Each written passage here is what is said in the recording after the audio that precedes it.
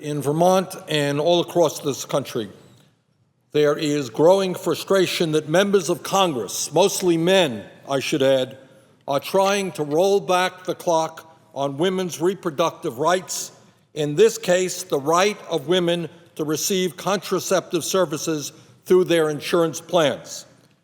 This attack is grossly unfair, and I hope that men will stand with women in the fight to protect this very basic right. And let me add my strong belief that if the United States Senate had 83 women and 17 men rather than 83 men and 17 women, my strong guess is that a bill like this would never even make it to the floor. 2 years ago, Congress passed a health care reform that will expand health care access for over 30 million Americans who are uninsured, as well as millions of Americans who are covered through their employer. This bill is by no means perfect. I would go further, but it is a step forward in allowing us to catch up with the rest of the industrialized world that guarantee health care to all of their people as a right. Unfortunately, the amendment we are discussing today, Senator Blunt's amendment, would undermine much of the progress being made for women's health care through a new version of a so-called conscience exemption.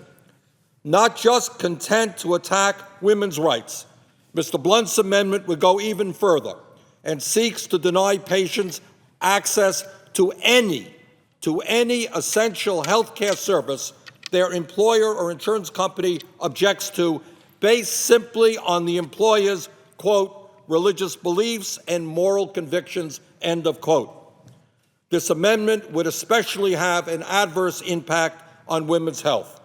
Starting in August, women enrolled in new plans will have access to a range of preventative services at no cost.